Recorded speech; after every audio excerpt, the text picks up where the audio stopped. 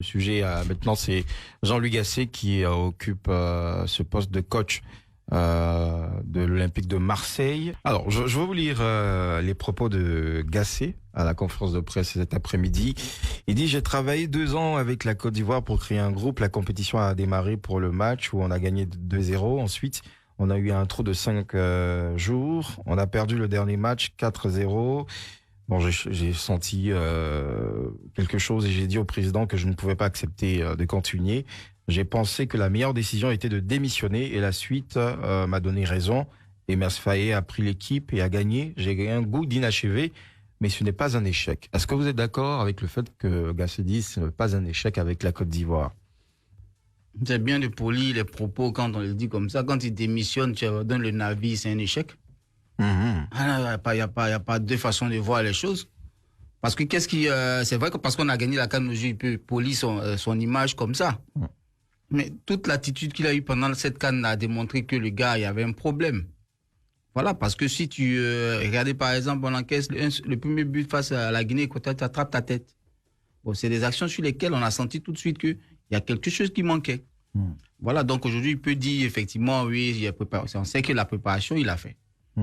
Mais c'est, comme on dit dans le langage ivoirien, c'est au pied du mur, on voit le vrai maçon. Il était face au mur, ça s'est écroulé. Il a préféré partir. Il ne va pas dire aujourd'hui qu'il ne considère pas le travail que lui, il a fait comme un échec.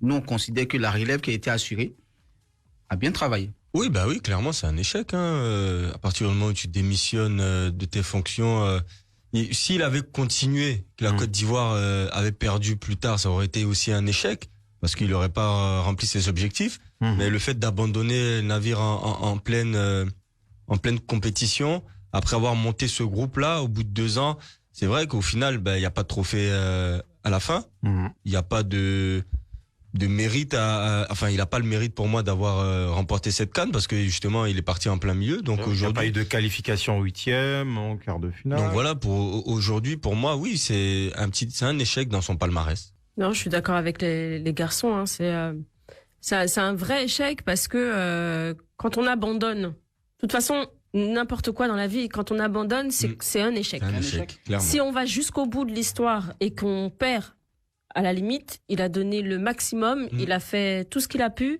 il décide de démissionner, ça n'a pas le même goût.